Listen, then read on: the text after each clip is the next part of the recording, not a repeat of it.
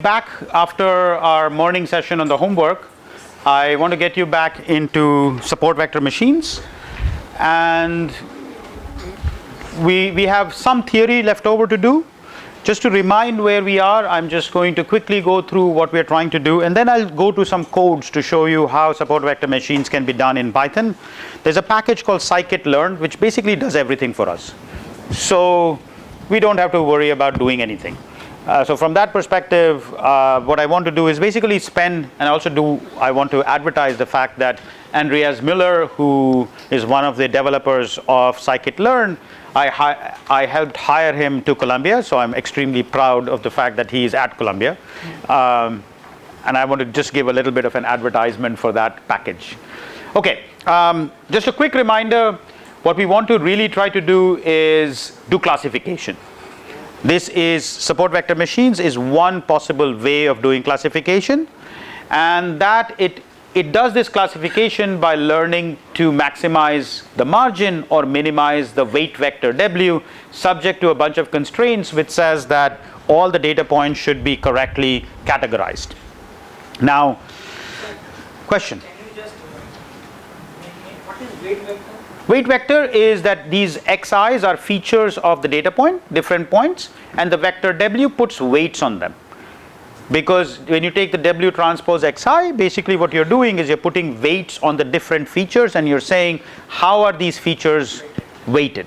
So that's why actually this decision vector, I called it W because it stands for weights. It just weights the different features in a certain way. And this B is sometimes called the offset, which offsets the line from 0 so that it decides what's the right way to make decisions. Okay? We showed that you can construct a dual. Here's the dual, that problem that is solved. Again, as I said, from the perspective of computation, these primals and duals really don't matter because I'm going to hit a command and the answer will come up. The only reason I want to go through these math is to motivate what is going on, and the motivation for that comes, we do this primal and dual to understand this complementary slackness condition. And in this condition, basically what it says is that the optimal W, the optimal weight vector, has this form. It is a combination of the data points with their signs. So the W that I'll be using, the weight vector that I'll be using, I can construct it from the data points themselves. And the way that construction happens is that I take the labeled data point and multiply it by some alpha, which is a weight that I'm going to apply to this weight vector. In this form, it would look like I can take any combination of the data points. The complementary slackness condition says that that's not true. If I look at the alphas that will generate this optimal weight vector, those alphas are going to be 0 for all vectors which are not support vectors, which are not on that separator. So the picture to keep in mind, where did it go? Here. So only those vectors that belong to that are extreme on this margin are allowed to have alpha positive, which means that the support vector that I'm going to be constructing will turn out to be very sparse. And that's one of the things that makes these methods robust. And robustness is, so the way I want you to think about this idea, and I don't want to delve too much into it because I haven't prepared the story for it, but I want you to relate this story to median versus mean. So if I've got a bunch of data points and I want to find some measure of their centrality, right? We like to use median and not the mean as much. So let's consider that to be a one-dimensional object, and I want to find a measure of the centrality. Where is this data sort of concentrated? It's better to use median and not mean. Why? What is bad about the mean? Outliers are going to affect the mean. What about the median? It's very stable. Now look at this story of the SVM. If I take these data points and move them around, those data points and move them around. Is it likely to change things too much? No. It's just these data points that become critical. So the number of data points that are critical to SVM are not as many, which means that you can perturb things, and the classifier that you end up getting is not going to perturb by too much. It's going to have this nice robustness property, and that's what is happening behind the scenes as to why these SVMs end up being a very good way of doing things. So going back to my story, I'm trying to find this weight vector. We will figure out what the weight vectors are. Once I get the weight vector, I'm able to classify, and here's the classification. So if I give you a new point, it's not written there. If I give you a new point, I just look at W transpose xi plus b, take its sign, and that's going to be my classification. We know that this is all linear, and I don't like linear stuff because it doesn't give me enough power. So I'm going to go to nonlinear. I'm going to lift it to a higher dimension, and now I could compute the weight vector as before, and then again do my decision that if somebody gives me a point x, I lift it to a higher dimension, take the inner product in the higher dimension, and then take the sign of that. And then later on, towards the end of yesterday, we were concluding that, hey, all I care about is this inner product. Why do I have to first lift it, then bring it down, and it's not going to be as efficient? Let's directly go to this inner product and define it. And it turns out that you can do this, and Mercer's theorem says that if the function is a kernel, meaning that I take any set of vectors, I construct this gram matrix, the gram matrix is positive semi-definite, then everything goes through. That's not very useful. The really useful part comes from here, that there are many ways of constructing kernels. There's a formula, there's a recipe. You start from a basic kernel. The most basic kernel is just the inner product, the x transpose y. That's the most basic kernel, and now you have this formula, this recipe that tells you how to build more complex kernels. And here's one example that we did yesterday. I want to look at radial basis kernels. Now there's a bit of a difference. We'll get to this when I show numerics. There is one way to write it this way. There's another way to write this kernel, which is e to the power minus gamma x minus y squared. It's the same way. It's just basically the role of gamma and sigma has been reversed. So if you look at, let's do, I'll look at that, and I'll tell you an expression, and then we'll play with it. So I want to show that that's a kernel. So basically you start from a recipe which says that x transpose x prime, this is a kernel. This is the most basic kernel that we want. So I know that that is a kernel because its corresponding gram matrix I know is positive semi-definite, because its corresponding gram matrix is just x transpose. That's what we did yesterday. So from there I can build out. I can say that this e raised to the power constant times a kernel is a kernel. So I get this is a kernel. If I hit it by a function on this side and the same function on that side, I get another kernel. So I'm done. So that's a way to get more and more complicated kernels. These kernels are also interesting because I can define kernels of various kinds of graphs and sets and strings and text documents. Particularly text documents is starting to become very, very important. And that's ended up being a useful way to looking at things. When you have, great. So if you write a kernel separated for the dual, you end up getting this expression.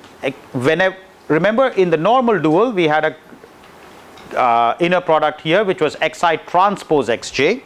Now I'm just replacing it by the kernel xi xj. I can get the offset in a similar manner for any alpha star j that is positive, and now the prediction is going to be made by alpha star I ti. Alpha star I is the optimal solution there, kxi x plus b star. Okay, now this is, let's try to do it for the radial basis kernel and see what it looks like. Okay, and that's going to give us some idea, and in the numerics I'm going to show you. I won't run it because it takes some time, and so I've pre-run it before I showed up. How does Raghu send you emails? Is there an email list, or do you? Yeah, so maybe I'll get it from him, then I can send you the updated Python notebook so you can play around with it. So if I look at this quantity, that's I going from 1 through n, alpha star I, ti, and then you have this radial basis kernel, e raised to the power minus 1 over 2 sigma squared, xi minus x norm squared, minus b star sine of this. Right? So that's what this expression would look like for a radial basis kernel or a Gaussian kernel, whatever you want to call it. So let's think about this for a moment. So if I take sigma, which is very small, what does this thing say in terms of the support vectors? Which support vectors are going to be important for x if sigma is very small? If I'm trying to classify x, if sigma is very small, do all support vectors matter? No. Effectively, what are the support vectors that, what is this sigma telling you? So if I have a point x over here, and I have a bunch of support vectors, let's call it x1, x2, x3, x4, these are the support vectors. So as I change sigma, what happens to there's effectively a radius. So sigma small means that only the support vectors that belong to a small radius are going to matter to classifying that x. As I make sigma larger, then more support vectors will become important. So this is sigma 1, let's say this is sigma 2, then sigma 1 is less than sigma 2. Because effectively that defines the rate at which things decay. Gamma in Python or in Scikit-Learn, it's defined as e to the power minus gamma x minus y squared. So gamma is is basically 1 over sigma squared. So the same story appears in gamma, but it reverses. Gamma small means sigma large, which means that more points are going to be useful. Gamma large means sigma small, which means that few points are going to be useful. And so when you're going to do, which is what I'm going to show you, when we do something that's missing here, I can't show you here because this is a separable case, but let's go to the non-separable case, which is here. This is the non-separable case. So in the non-separable case, now in the support vector machine story, this C has to be learned. You have to figure out what is the right value of C that gives you the best performance, and you also need to figure out what is the right value of gamma. Let's say if you're using a radial basis kernel. So that there's a parameter inside K that needs to be learned, and this C that has to be learned in order to get the best classifier. That's again the same thing, nothing much is happening. So we will use this, we'll look at the numerical optimization of SVMs in a little bit, and then we're going to talk about first order methods that will come later on. But now what I want to do is show you some numerics so that you can see what's going on, and then probably after lunch, or depending upon how fast we get there, we'll look at other things. So these are certain examples that we have taken from Scikit-Learn, and again, since I was trying to, so Scikit-Learn is this Python package that has pretty much everything there. Classification, regression, clustering, model selection, pre-processing, dimensionality reduction, everything that we can think about is pre-coded here. And as was Raghu's comment before, this Scikit-Learn is really being backed by people who are pretty serious machine learning people, and you can rely on this code that's there. You can fork it on GitHub, you can write your own modifications of the code, everything is available. So I would really recommend that, try it. And what I've done is taken some quantities from there, and I'm going to show you some data, some experiments that I've done with that. There are far more experiments that you can do by yourself, and I won't get into too much details. The first bit over there, I'm just importing NumPy, something to plot, and from Scikit-Learn, which is the Scikit-Learn package or module. I'm importing SVM and I'm importing data sets. These are the two things that I'm going to be using. SVM of different kinds, and data sets are going to be data sets that I want to use. So there's a famous data set called the IRIS data set. Do people know what the historical significance of this is? The IRIS data set? Any statisticians in the audience? Who would you call the father of statistics, modern statistics? In India, you would probably pick one person, but more globally, one of the people who started modern statistics was Fisher. And Fisher worked on this data set of actually iris flowers. So petals, sepals, whatnot, and they wanted to classify this. So he looked at 4 different quantities about flowers, and he wanted to see if he could classify those flowers in different ways. So this has become actually a pretty important data set. So let's load this thing. Oh, actually, yeah, this is already should be loaded because I ran this morning.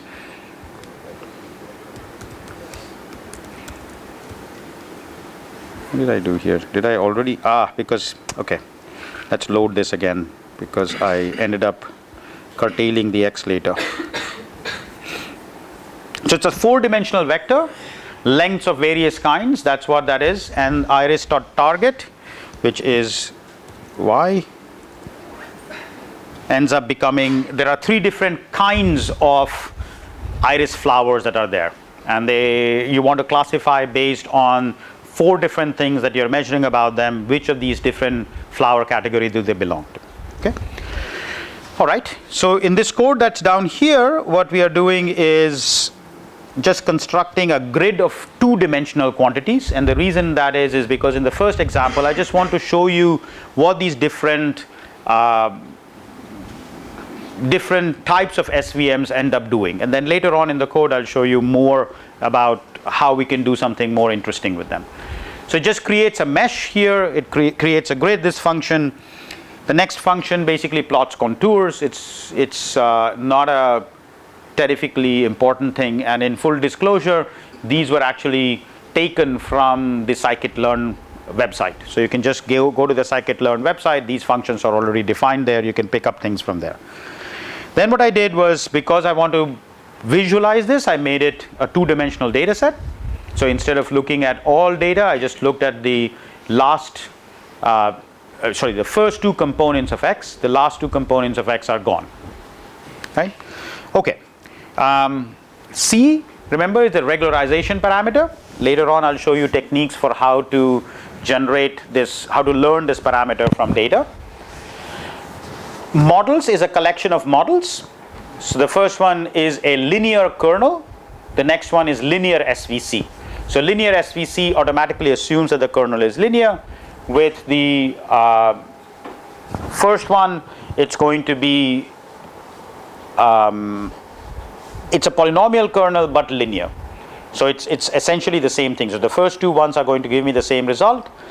Both of them will take one parameter, which is C, which is the cost that I'm going to assign to not classifying things correctly, and I arbitrarily took the value 1. The next one is an Rbf kernel. It takes 2 parameters, the C which is the cost of not classifying things correctly, and gamma, this parameter that is going to be used in the kernel. So that takes 2 parameters. The next one is a polynomial kernel.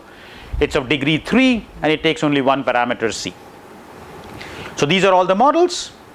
And what happened to Y? Y is up there. So all it's doing is that CLF is the classifier in models, so it will pick one by one. So these model is now a list of models, the first one, the second one, the third one, and the fourth one, and you can iterate over them. So the one nice thing is that instead of writing, you're basically looking at these models that belong to one of these. There's a function called clf.fit. It's going to it's going to solve an SVM in the background and figure out what is the correct fit.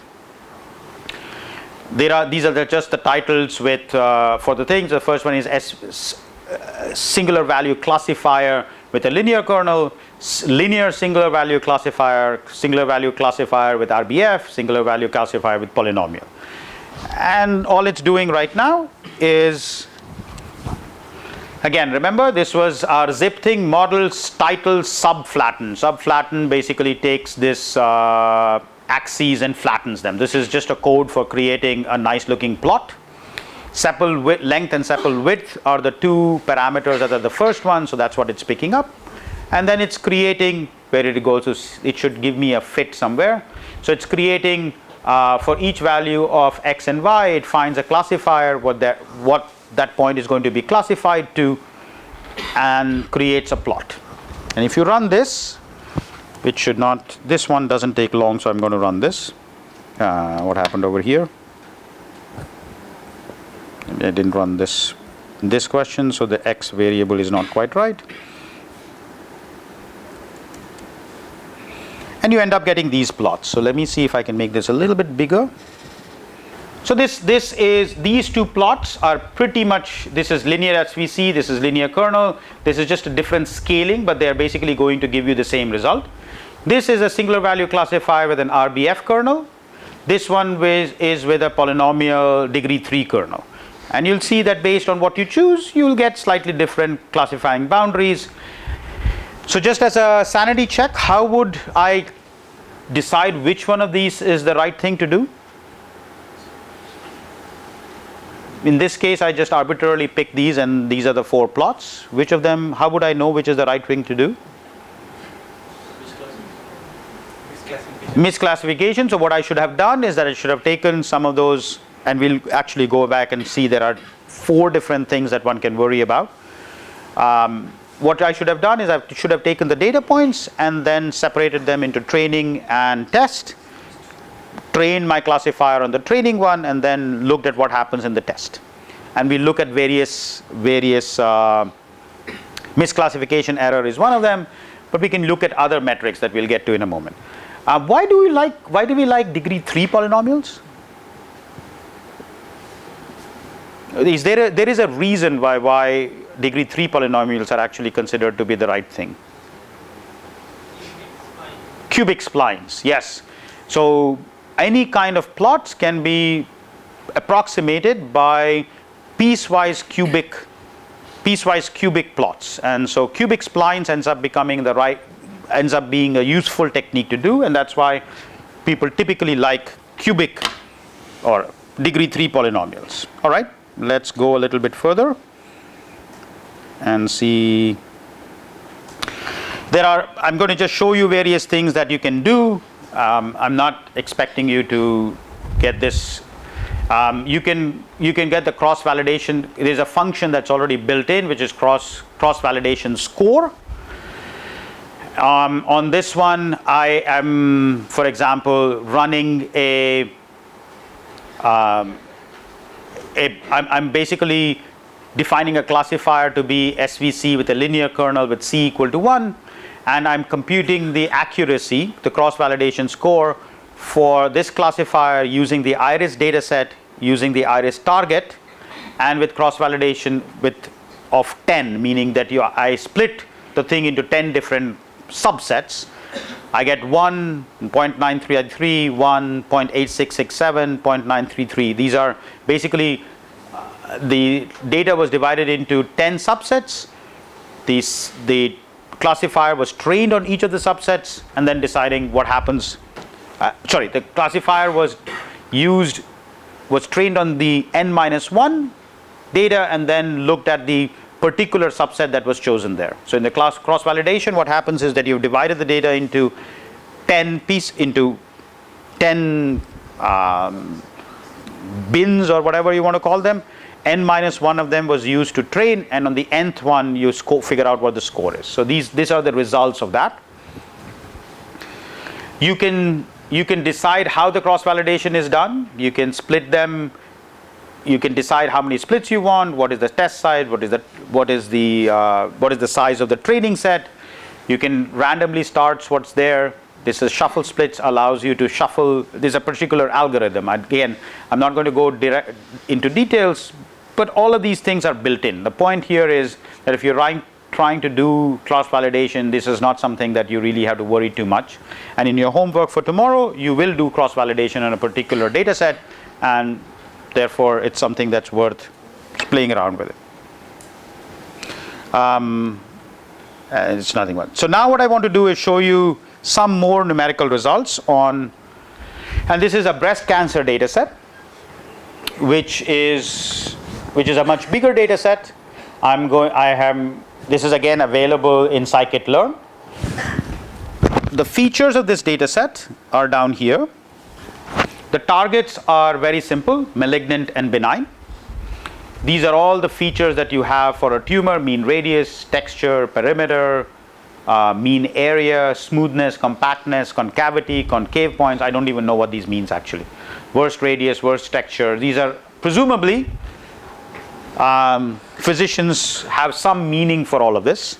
And based on when you see a tumor with these characteristics, you want to label it as malignant or benign. So that's what this data set has. Now what I'm going to do is show you another function that just splits up the data set into training and test. So maybe I should just split the line over here. So it's basically, I'll go back and fix it. The cancer data, cancer target, this is the data set that was given. The test size is 0.3, and the leftover part is training. And it's been randomly selected with a seed that I set here. So you can basically set a different random state, and it'll give you a different random seed, that random split that you want.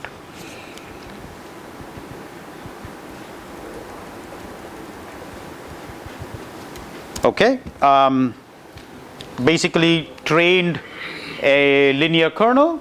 When I don't provide it a value of C, there's an automatic default value of C that it chooses and gives you the best.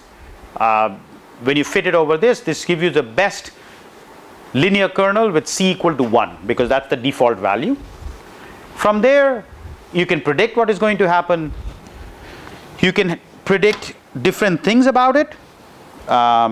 Let's actually run this thing. Hopefully, yeah, so I didn't run this one. All right, so from this package called, or the functions called metrics, I can compute various kinds of metrics: accuracy score, precision score, recall score. So there are 3 different metrics that are often very useful.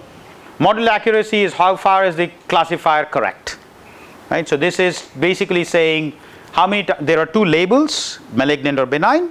You have the classifier. You want to figure out what is the probability that the classifier correctly labeled the things. So essentially what it is, that quantity is just 1 over n, the data points, summation of yi not equal or equal to f of xi. F of xi is my classification, yi is a label that comes with the data point. Every time you have yi equal to f of xi, I count it correctly, and then you take the average. So that turns out to be, for this, about 0.96. But that's not the only thing that is important, because sometimes if the data set is imbalanced, that the number of malignant tumors and the number of benign tumors turns out to be very imbalanced, then you can get very high accuracy very stupidly. So if the number of malignant tumors in your data set happens to be just 0.1%, let's say, then there's a stupid classifier that gives you a very good error of 0.1%. What is that stupid classifier? Always say false. Always say false. Then what is the test? What is the number of times that you could miss? 0.1%. And so therefore you would get an accuracy which is 0.99. So accuracy, if you just focus on accuracy, it's not actually a very good measure of what is going to happen, because you can get very good accuracy stupidly. And similarly the other way around. I mean, if most of them is the other direction, then you just say yes all the time. Right? So in order to get to something else, we want to be able to get some other some other metrics for what the quantity is doing. There is this metric, we'll come to this precision in a moment. There's another metric called recall. So in order to get to that, let me actually put this matrix out so we can play with that matrix and try to understand what these metrics are trying to do. I'm hoping that these are things that you have seen before, but maybe not. So these are, let's say, yi equals 1, these are positives, yi equals 0, these are the negatives. So these are positive and negative examples, the true positive and the true negative examples of that. Then I have y hat I equals 1, y hat I equals 0. So this is true and this is predicted, right? And I want to fill this table out. So what is this point? The true is positive and my predictor is positive. So this is called true positives, right? What about this cell? So this was positive. I predicted it to be 0. False negatives. Okay? Over here, this quantity was, the true value was 0. I predicted it to be positive. False positives. And then over here, so true negatives. Right? So the true value was negative. I predicted it to be negative. So that's true negatives. What did I want to look at?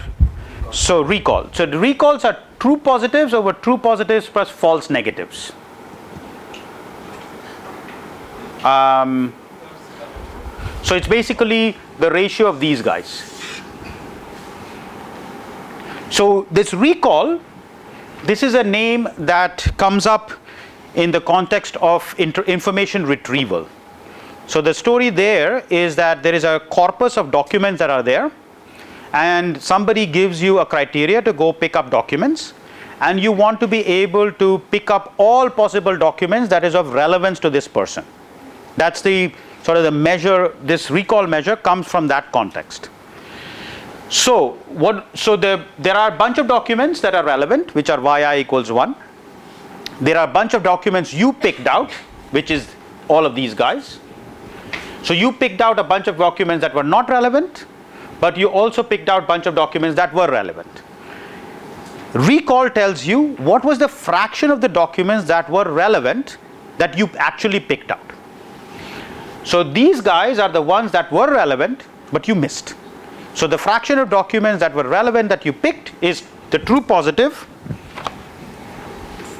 divided by the true positive plus the false negatives. And you want high recall to be able to get the right thing. So if whatever that you were interested in, this one says that if I have a high number of this, it turns out to be a high value. What's precision trying to get at? Precision is the ratio of the true positive versus false positive. So it's looking at these two numbers and it's getting true positive divided by the true positive plus false positive.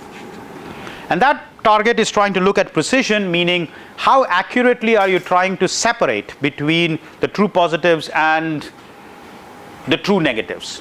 So if you have a lot of false positives, this number will turn out to be very high, very low. So let's take our stupid classifier. So let's say that the tumors or malignant is very low, so 0.1%. So our stupid classifier always says everything is benign.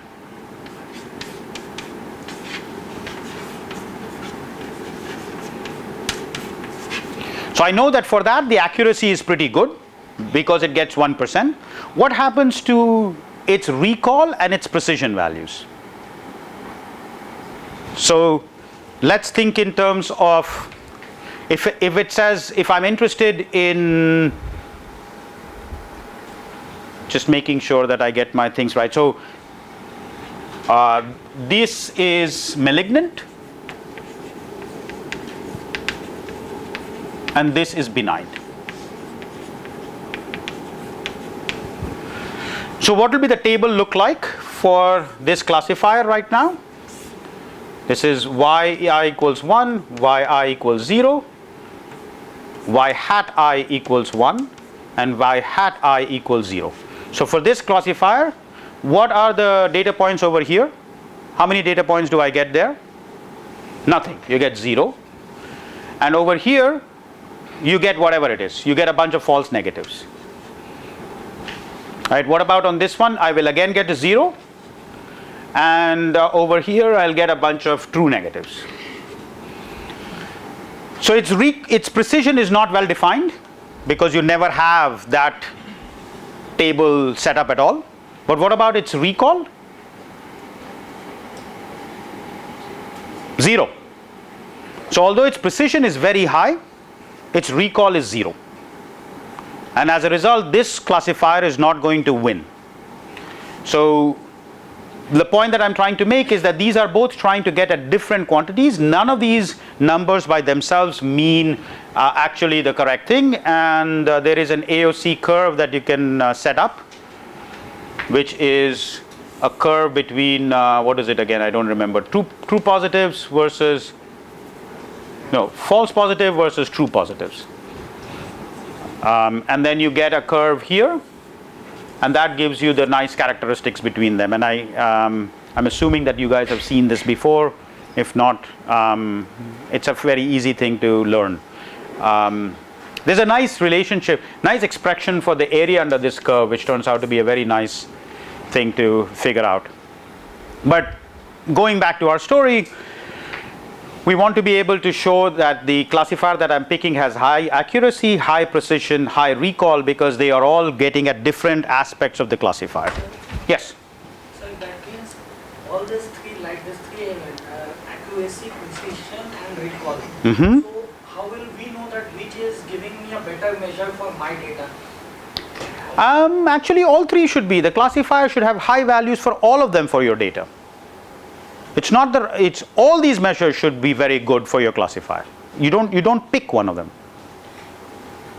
All of them should do well. Say that is like in that case where data is such that is giving me a stupid, that Yeah. is asking stupid. So in that case that measurement is not okay. It's not correct for our data. No, but the thing is that if you took all three measurements, you will figure out that your classifier did stupidly. Don't pick one. All three measurements Yes. together denote that. Yes. Okay. Yeah. So you take the minimum of all three, for example, and you want that to be as large as possible. Yes. So, for the similar example, Yeah. how can I take care of this kind of equation? Like you said, like there may be cases 90% is Yeah. 10% is Yeah. right. So it is maximum time it is more likely if you estimate other algorithm. Yeah. We try to misclassify it. Yeah. But how to think it is in true scenarios like in case of frauds, it is always there कि frauds will occur very random, very few times. Yes. So what it basically, so for example, this one is trying to pick out exactly this factor. The fact that if you have the tendency to try to declare everything as benign, because most of your examples are benign, then if you declare that, if you look at the recall of that classifier is going to be small. So if you decide to find a classifier which maximizes the minimum value of all three of these, then you will find a classifier that will make sure that its recall, which is making sure that it picks out. So we have defined malignant as the documents that I'm after. So recall means that it should, if I from this data set, it should pick all the malignant ones very well. Similarly, the other direction would be that it should, whenever it tries to give me a prediction of yi equals 1, meaning that I declare something is malignant, it better pick out all the true malignant ones in that particular case, which is what the precision says. So if I look at this ratio, which is TP over FP, Basically what it's saying is that when I declare something as malignant, with high probability it's actually malignant. The number of false positives are small. So if you look at all three components, then it will try to combine, it will try to make sure that when you have disbalanced data sets, your classifier is able to perform as best as it can. That doesn't mean that it's always going to perform very well, because if you don't give it many examples of malignant tumors, it will not learn. But at least it will avoid these stupid things. It will come to something reasonable, but that something reasonable might be, it is a function of the data that you have. If you don't have enough data, you can't get a grip. These three indicators will somehow, irrespective of how my data is, it will somehow give me a good classification. So one thing to keep in mind, classification is not a science. Nobody will give you an answer saying this is the thing to do, because if it was, data scientists will lose their jobs, because somebody will write an algorithm, and that is that.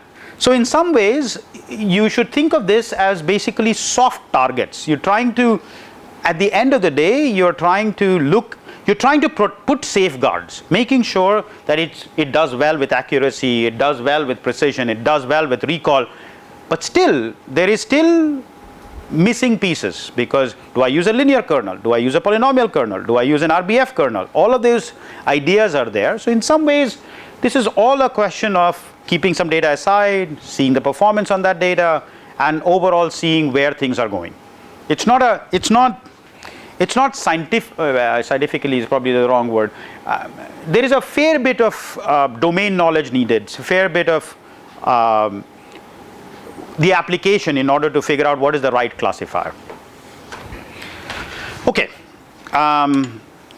this is a degree 2 polynomial that I checked. Again, the same story. So just to give you a comparison, 0.96, 0.98, 0.96. This one does a little bit better.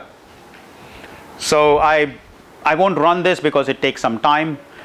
This is something that you guys should have, or I had already sent it to Raghu, so you should have this somewhere. You can play around with this. This one has a little bit higher accuracy. I tried to run a polynomial of degree 3 and it basically died on my laptop. So if you have, well, it didn't die, it just took forever. Next one here that I want to talk about is the Rbf kernel, which is this radial basis function kernel. I did the same thing, and remember when I'm not putting any parameters here, it's taking c is equal to 1 and gamma equal to 1. That's what it just picks as the default values. You train it, you again look at the accuracy, and it looks like it's actually, for this one, it turns out to be pretty terrible. The recall is good. The precision is 63% and the accuracy is 63%. Yes? Are there any guidelines to choose C and gamma for the... Exactly, I'm going to show you in the next slide what to do. This one I'm just saying that if I just do the default, it looks like linear kernel. Again, everything is default here. Linear kernel, polynomial kernel seems to be the right thing to do, and Rbf kernel just dies. Okay? So here's just a little text that's there. The next example that I'm going to show you illustrates the effect of the parameter gamma and c on the radial basis kernel. I'll just show you the best value. You can look at what happens for the nearby values as well.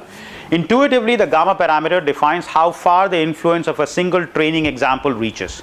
With low values means far. So this is, remember, gamma was 1 over sigma squared. So gamma small means sigma squared large. So the impact goes forward to a large values. High values of gamma means close. So you don't really, the parameter doesn't go very far. The gamma parameters can be seen as the inverse of the radius of influence of samples selected by the models as support vectors. Okay. The C parameter trades off correct classification of training examples against the maximization of the decision's margin. For large values of C, a smaller margin is accepted if the decision function is better at classifying all training points correctly. A lower value of C will encourage a larger margin, and therefore a simpler decision function at the cost of training accuracy. In other words, C behaves like a regularization parameter in SVM. Okay? Here's a code that learned the best parameter. And again, Scikit-Learn has everything basically built in. So what I've done here is I took a range for C, which is in log space, so it's basically 10 to the power minus 2 to 10 to the power 13 in steps. Gamma range was again 10 to the power minus 9 to 10 to the power 13 in steps. How did I dream up this range? Well, I just pick it randomly. Then the last bit is basically it creates a grid which chooses all possible values of gamma and all possible values of C and makes it into a grid. And the dict function basically makes it into a dictionary. Why do I made it to be a dictionary? Because this grid function that comes over, this grid search that's coming there, that needs a dictionary here. That's only the reason why I put that as dictionary. This is the cross validation. It's going to take 20% as the test set. It's going to take 5 splits. Why did I take 5 splits and not more? Because I want to do this search relatively quickly. Even with 5 splits, it turns out to be a pretty slow one. It's creating a support vector machine SVC from looking at this particular grid. I should have put, yeah, so it understood because I gave it a gamma range, it understood that it was trying to find a Rbf kernel. With cross validation given by this quantity, it figured out, it ran the grid.fit on X train and Y train. And when it runs, it finds that the best parameter, and I won't run this because it takes a long time, relatively long time to run. It found that the best parameter was C equal to whatever it was. 1, 2, 3, 4, 5, 6, 7, 8, 9, 10. 10 to the power 10. And gamma as 10 to the power minus 8. So from that parameter set. With a score of 0.6. So this score, by default, this score turns out to be the accuracy. So that's a 96% accuracy. And then I ran this best fit on the Rbf kernel. So I define the kernel to be Rbf. I define the C to be equal to the best fit value of C. Call the gamma to be the best fit parameter gamma. Fit that again. I should have been able to do that better without that. And now I look at the accuracies, and these are the quantities that you end up getting. On the test set, the accuracy actually happens to be a little bit better than what I got from cross validation. 0.97, precision is 0.98, recall is 0.98, and it turns out that this is the best compared to the other ones. Slightly better than these numbers, which is polynomial of degree 2, and slightly better than those numbers, which were polynomial of degree 1. If you did not do any optimization on the Rbf kernel, you get those numbers. So here you are able to bump up precision and bump up accuracy quite a bit, but you brought down the recall a little bit. So the recall came down, and this is typical. The trade-off that happens is that in order to bring up precision and bring up accuracy, you will have to trade off a little bit in recall, and that's what has happened. Now if the gamma, the optimum gamma that you ended up getting was 10 to the power minus 8. So in this Rbf kernel, what is happening? Are lots of data points being used or very few data points that are being used? For classifying each particular data point as malignant or benign, when gamma is 10 to the power minus 8, large or small? Radius is very large. So it is in order to decide whether a particular new point, classify a particular point as being tumor or not, it is looking at a very large set of possible data points that it has. So gamma small turns out that it basically means that it's averaging, or it is getting the information from a large set of data points as opposed to small. C being huge means that a simple classifier is actually better for this rather than a more complicated classifier. But that's just intuitively playing around with things. If you go to this website, you will find, I will encourage you to look at, here's SVMs. This is exactly the one that I picked out. There are lots of different things that you can play around with, multi-class classifiers, which we will not cover too much. Lots of nice visualizations that can be done. And so you can do all kinds of things, different classifiers. So this is Let's see if this is the one. Yeah, this one we already saw, but there's another one which is nice. Here's one with separating hyperplane with unbalanced classes. That's the one we were talking about when we have too many of one and very few of the other. Weighted samples. You can do support vector regression, which we will talk about in a little bit in the last part of this support vector story. There's also another one, which is this one,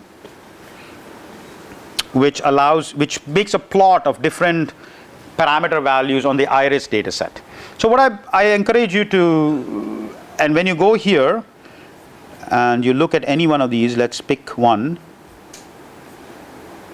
Let's do a search again. Rbf Scikit-Learn, this one. So this is, and at the bottom of this, you can actually here's basically what it's trying to do for different parameter values on the iris data set. It is trying to show you how it impacts. Now let's make it a little bit bigger. So it's using different values of gamma. On this side it goes from 0.01, so this is C, from here 0.01 to 10 to the power whatever 13. Over here it's 10 to the power minus 9 to 1000. That's what is going on over this side. This is the from 0. Whatever it is, 0.2 to almost 1, and this is the validation accuracy that is being plotted for the best classifier that you can learn using an Rbf kernel by looking at these two parameters. And the yellow plots over here are basically the best combinations that you're getting. For every value of C, there's a particular value of gamma that works very well. You can pick the maximum from there, and here they're showing you the plots of how those classifiers actually change some things. The best parameters has a score of 0.97 and something. So in this particular data set, C of equal to 1 and gamma equal to 0.1 turns out to be the best thing. But this is for the iris data set. And here they are plotting it only with using two parameters. But what I wanted to show you was this, and then that's the code. And the very nice interesting thing is that you can download the Jupyter notebook and play around with it. So you can change your things, you can figure out what happens there. There's also you can either get it as a script. If you like scripts, that's there. I like notebooks when I'm playing around with data before I finalize what I want to do, so I prefer the notebook there. Okay. All right. So that's that. And the next thing that some things that I want to show you is going back to the slides, and we've got and I'm trying to figure out whether I should start this or leave it for where we are. All right. Next thing this one we talked about yesterday. I'm just going to quickly talk about the multi-class SVMs, then we'll have two topics that are left over, which we'll do after lunch. So SVMs are designed for binary classification, but they can be also used for multi-class problems. I won't show you the numerics, but as if you can see within that Scikit-Learn for SVMs, you can find things what happens for multi-class. One possibility of doing multi-class is to do one versus the rest classifier. So what you do is you pick one of the classes. Yes, question? There are different classification algorithms apart from SVM. Absolutely. We use SVM, and we are not getting a proper classification. What would be the probable reasons for it? It really depends on the kernel you're using. So remember, at the background, SVMs are they're linear classifiers. So they have the disadvantage that at the end the weight vector that you're looking for are linear. So the way to think about it is that you can define whatever kernel that you like. This classifier is going to take a linear combination of those kernels to be able to classify points. Even if like what we plotted out, if you do the radial kernel, whatever you like, it's a linear combination of those functions. So when you do the Rbf kernel, it's going to say that the relevant thing is the distance from the points. But once you have defined that there are these sort of Gaussian distributions sitting at various points, if you give me a new point, the way I classify is by taking linear combination of these Gaussians. So the kernel, all it does is that it moves you into a different space, but the combination in that space are still continued to be linear. So there is a possibility that in your particular case, the kernel that you have chosen isn't the right kernel to be representing that data. In this Scikit-Learn, we have 4 kernels, but then we today learned that we can build our own kernel. Yes. So you can even in Scikit-Learn there is a possibility of defining more kernels that you can use. So and there is a way by defining everything in there is object oriented. So you can define a new object which is your kernel and use it. Will it be a distance measure? Sorry. Will it be a factor with a distance measure? Will it be a distance with right coordinates? Everything there is. I mean, like I said, this is to some extent you can standardize things and give you an intuition of what works, but so the point, I think your question was that for wherever that goes, here, instead of looking at x minus x prime, why don't I take a weighted combination of these measures? It might matter. So one of the things that people typically do, if this is all numerical, then what you do is you take your x vector and you standardize it. So suppose the different components of your x vector have very different scales. One of the x vector is in the units of tens, one component, and another component is in the 10 to the power minus 8s. Then if you take that combination, the 10 to the power minus 8 guy is going to just disappear. It's not going to matter to your classifier at all. Won't you normalize it? So you have to rescale things to make sure you do normalize it. So that's the first thing that you should immediately do, that every component you have to take and normalize it by its variance. Center it and normalize it by its variance, then stick it into the Rbf kernel. So that is equivalent to saying that you're using a distance measure which is not Euclidean, because in different components the distance measure is different. So some of these sanity checks you can do and before you use any kernel of this sort. But it is also possible that even after doing all of those, the kernels that are standard are not necessarily working for you. In general, I mean, I'm sure you could probably prove this in some way, that if you were to take the right kernel, then SVM should give you almost the same performance as any deterministic classifier. There could be Bayesian classifiers which are non-deterministic, and if there is time this afternoon, I will talk about one particular kind of SVMs which are Bayesian, and that turned out to be slightly better in practice. However, they take much longer to actually train. So you pay the cost of training, but in practice the classifier performance turns out to be better. And if there is time, I'll explain that when we meet again in the afternoon. Okay. One quick comment that I wanted to make, and then we will stop, is just this difference between these two, because I'm not going to talk about it much, so I just want to take a few minutes and tell you the difference. When you do these multi-class SVMs, you can do it in one way, or you can do it in two different ways. One way is to train, you look at the particular class, call it CK, and call everybody else not CK. And you define a trainer which is going to just classify between CK versus non-CK. Let's YKX be the linear classifier for the kth SVM. Then you can consider a classification function C of x, which is the argmax of all of them, and that will give you a classifier. This generally has a very bad balance problem all the time, because you're looking at one class and you're pooling all other classes' data as not CK. So this turns out to be a very disbalanced problem, and as a result performance turns out to be bad. There's also some scaling related issues that comes up here. Some of that can be solved by taking the argmax, some of them cannot be. The other possibility is you take every pair of two classes and now you create a classifier which competes between those two classifiers. So, but there is k choose 2 different SVMs that you have to train. Your classification function would be argmax over I, the sum of yjx. A lot of computational work when k is large, but each classifier tends to be simple because each classifier tends to be balanced. You've got and if your initial data set is balanced, these classifiers tend to be balanced, and so the default is to do this versus that, even though this takes much longer. The applications of SVM to multi-class problems is ad hoc. In fact, people are still trying to figure out exactly how these should be done with many limitations, but these are the two things people have settled on. Do that if your computation time requirement is very stringent because you only solve for k.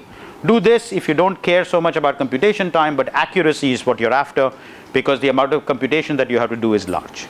All right, so we will stop here.